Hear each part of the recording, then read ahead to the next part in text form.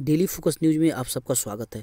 आज की बड़ी खबर जानने के लिए आप इस वीडियो को पूरे अंत तक देखें। वीडियो अच्छा लगता है तो अपने दोस्तों के साथ शेयर करें और चैनल को सब्सक्राइब कर लें।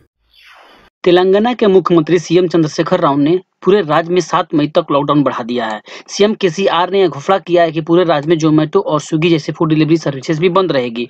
कहा जा रहा है कि सीएम चंद्रशेखर राव ने दिल्ली में एक डिलीवरी बॉय के संक्रमित पाए जाने के बाद यह फैसला लिया है।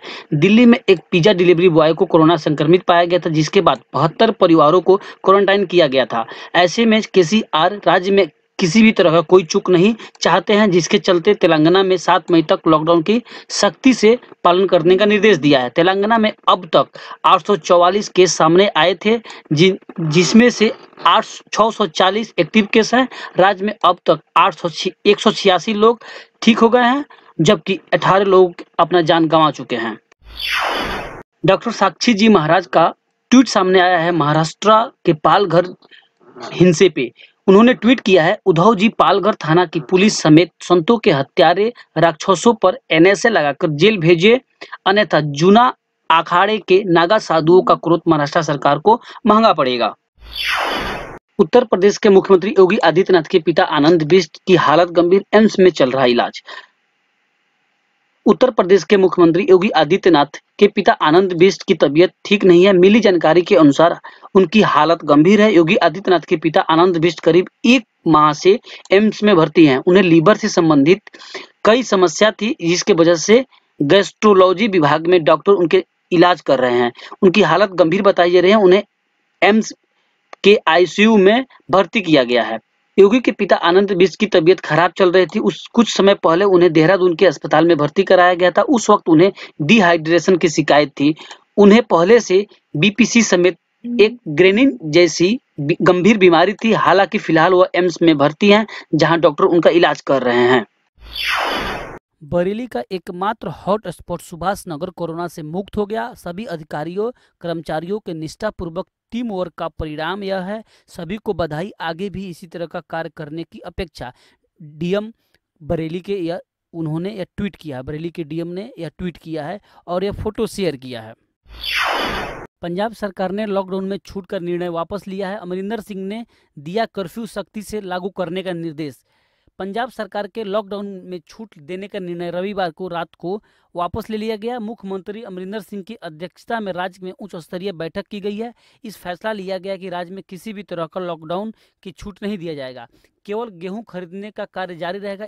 इससे पहले पंजाब सरकार ने राज्य में कृषि के अलावा खनन कार्य और ढाबे खोलने जैसे कई छूट सोमवार से लागू करने का निर्णय लिया था, लेकिन अभी देर रात तक बैठक के बाद पंजाब सरकार ने कोई ढील नहीं देने की बात कही है। लॉकडाउन जारी रहेगा और लॉकडाउन में यह भी बात कहा गया कि अगर स्थिति नहीं बदली तो लॉकडाउन आगे भी बढ़ाया जा सकता है। फिलहाल अभी कोई निर्देश नहीं दिया गया है। रेल और विमान सेवाओं को शुरू करने पर सरकार ने नहीं लिया कोई फैसला। रेलवे ने 3 मई तक यात्री ट्रेनों के परिचालन पर रोक लगा दी है और एडवांस बुकिंग भी बंद कर दी है। फ्लिपकार्ट, अमेजन पर स्मार्टफोन खरीदने के लिए आपको 3 मई तक इंतजार करना पड़ेगा। ऐसा कहा जा रहा था कि 20 अप्रैल के बाद इन वेबसाइटों से ऑनलाइन सर्विस मिलना शुरू हो जाएगा। लोग अपने ज़रूरत के चीज़ों के अलावा स्मार्टफोन, इलेक्ट्रॉनिक्स कुछ भी खरीद सकते हैं, लेकिन गृह मंत्रालय की तरफ से साफ साफ कह दिया गया है कि 20 अप्रैल के बाद केवल ज़रूरी चीज़ें ही अमेजन और फ्लिपकार्ट पर ऑनलाइन अवेलेबल रहेगी। बाकी कोई भी चीज़ 3 मई के बाद इस पर बेची जाएगी। यानी आपको electronics, smartphone item, fashion product आदि की बिक्री 3 मई के बाद ही अमेजन और फ्लिपकार्ट पे होगी। नए निर्देशों के तहत किन किन गतिविधियों की छूट और किन किन पर पाबंदी दी गई है सरकार की तरफ से, आइए देखते हैं पूरी लिस्ट। सरकार ने रविवार को यू टर्न लेते हुए ई कॉमर्स कंपनियों पर लॉकडाउन की अवधि के दौरान उनके प्लेटफॉर्म पर गैर जरूरी वस्तुओं की बिक्री पर रोक लगा दी है। सरकार ने 4 दिन पहले ही इन कंपनियों को मोबाइल फोन, रेफ्रिजरेटर और सिले सिलाए कपड़े जैसे गैर जरूरी सामानों की बिक्री की अनुमति दी थी, लेकिन अब इसे वापस ले लिया है। गृह मंत्रालय ने साफ कहा है कि इन सब चीज़ों को अभी नहीं बेचे जा सकते हैं ऑनलाइन फ्लिपकार्ट, अमेजन या किसी भी प्लेटफॉर्म पे, और सिर्फ ज़रूरी की चीज़ें ही इन प्लेटफॉर्म से 20 अप्रैल से बेचे जा सकते हैं। इनकी अनुमति दी गई है। आयुष समेत सभी तरह की स्वास्थ्य सेवाएं उपलब्ध होगी। चुनिंदा वाणिज्य एवं निजी संस्थान खुले होंगे। अनिवार्य वस्तुओं की आपूर्ति होगी। 50% तक की क्षमता के साथ आईटी और आईटी आधारित सेवाएं चालू होंगे। ग्रामीण क्षेत्रों में संचालित उद्योग होने वाले चालू होंगे। समय की पाबंदी के बिना किराना स्टोर खुले होंगे। ब्रॉडकास्टिंग, डीटीएच और केबल सर्विसेज समेत प्रिंट और इलेक्ट्रॉनिक्स मीडिया चालू रहेगी। Electrician, IT repairs, plumbers, motor mechanics और कारपेंटर्स आदि की सेवाएं चालू रहेगी। सभी कृषि और बागवानी की गतिविधियां चालू होगी। मछली पकड़ने का काम, एक्वाकल्चर इंडस्ट्री चालू होंगे। अधिकतम 50% मजदूरों के साथ चाय, कॉफ़ी और रबर जैसे पौधारोपण कार्य होंगे। पशुपालन चालू होंगे। बैंक जैसे वित्तीय क्षेत्र के संस्थान चालू रहेगी। सामाजिक क्षेत्र का कार्य होता रहेगा। महात्मा गांधी नरेगा का काम होता रहेगा। सार्वजनिक उपयोगों की सेवाएं चालू रहेगी। राज्य के अंदर और बाहर सामानों की ढुलाई का काम होता रहेगा। सरकारी और निजी क्षेत्र के चुनिंदा औद्योगिक संस्थान खुले होंगे। कंस्ट्रक्शन के चुनिंदा काम होंगे। मेडिकल, पशु चिकित्सा और अनिवार्य वस्तुओं की ढुलाई समेत आपातकालीन सेवाओं के लिए निजी वाहनों का संचालन होगा। छूट की श्रेणी वाले लोगों को वर्क स्थल पर जाने की अनुमति होगी। केंद्र और राज्य और केंद्र शासित प्रदेशों की सरकारी कार्यालय खुले होंगे। इन पर अब भी पाबंदी रहेगी। सुरक्षा उद्देश्यों के अलावा ट्रेनों से आवाजाही बंद रहेंगे। सार्वजनिक परिवहन के लिए बसों का संचालन बंद रहेगा। ई कॉमर्स कंपनियां द्वारा गैर जरूरी वस्तुओं की आपूर्ति नहीं रहेगी। सरकार ने इसके बारे में बताया था कि ई कॉमर्स कंपनी 20 अप्रैल से अपने प्लेटफॉर्म पे सभी चीज़ें बेच पाएगी, लेकिन सरकार ने इस पर यू टर्न लिया है और कहा है कि सरकार ई कॉमर्स कंपनी केवल जरूरी वस्तुओं को ही 20 अप्रैल से अपने प्लेटफॉर्म पे बेच पाएगी। मोबाइल, रेफ्रिजरेटर, कपड़े जैसे चीज़ों को अपने प्लेटफॉर्म से नहीं बेच पाएगी। मेट्रो रेल सर्विस बंद रहेंगे। स्वास्थ्य कारणों या निर्देशों के तहत अनुमति प्राप्त गतिविधियों के अलावा लोगों के एक जिले से दूसरे जिले और एक राज्य से दूसरे राज्य में आवाजाही बंद रहेगी। अनुमति प्राप्त सूची के स्तर सभी औद्योगिक और वाणिज्यिक संस्थान खुले होंगे। निर्देशों में अनुमति प्राप्त नहीं तो होटल, रेस्तरां और ढाबे आदि का संचालन बंद रहेगा।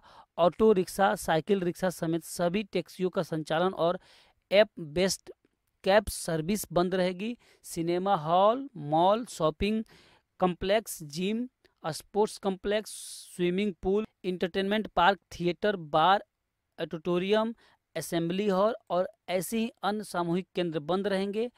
सभी सामाजिक, राजनीतिक, खेल, मनोरंजन, शिक्षा, संस्कृति समारोह और दूसरे किसी भी तरह के आयोजन बंद रहेंगे। सभी धर्मस्थल बंद रहेंगे। अंतिम संस्कार में से 20 से ज़्यादा लोगों की शामिल नहीं होने की बात कही गई है। तो ये रहा लिस्ट जिन पर पाबंदी लगाई गई है और जिन पर पाबंदी नहीं लगाई गई है। आप इसे अच्छे से देख लें और इसी के अनुसार आप अपने घरों में काम करें। केंद्रीय कर्मचारियों की नहीं कटेगी पेंशन, 20% कटौती की खबरें गलत है। वित्त मंत्रालय की तरफ से यह स्पष्ट कर दिया गया है कि केंद्रीय कर्मचारियों की कोई पेंशन नहीं कटेगी। 20% कटौती की खबरें आ रही थी, लेकिन वित्त मंत्रालय ने इसे साफ मना कर दिया है। कोरोना वायरस से 25% तक गिर सकती है वाहन बिक्री। Q1 में लगेगा 50% तक का झटका, MG मोटर्स की तरफ से कहा गया है। कोरोना वायरस के मार से इस साल 2021 में घरेलू बाजार में वाहनों की बिक्री में अच्छी खासी गिरावट आने वाली है। ऐसा कहा जा रहा है कि इस तिमाही में वाहन की बिक्री 40 से 50% तक की गिरावट आ सकती है। घर मॉब लिंचिंग मामले में 110 लोगों को गिरफ्तार किया गया है, जिनमें 9 नाबालिग हैं। महाराष्ट्र के मुख्यमंत्री उद्धव ठाकरे ने कहा है कि पालघर में गुरुवार को 3 लोगों को पीट-पीटकर हत्या किए जाने के मामले में आरोपियों को गिरफ्तार किया गया है और इसको लेकर कड़ी कार्रवाई उन पे किया जाएगा। अगले साल 12वीं में सिलेबस में कम करेगा CBSE। मानव संसाधन विकास मंत्री रमेश पोखरियाल ने इसके बारे में जानकारी दी। NTA ने नेट, JNU समेत 7 परीक्षाओं की आवेदन तारीख बढ़ाई। नेट के लिए 16 मई तक करे अप्लाई।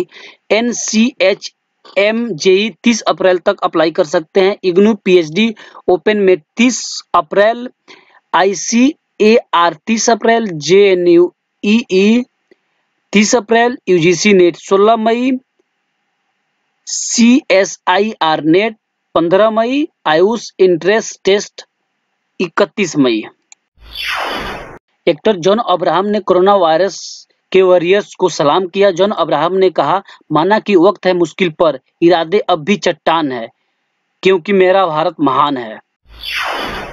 लॉकडाउन में धर्मेंद्र ने दिखाए अपने खेतों के केले, बोले बाजार में भी मिलते हैं पर अपने फर्म के केले का अपना ही मजा है।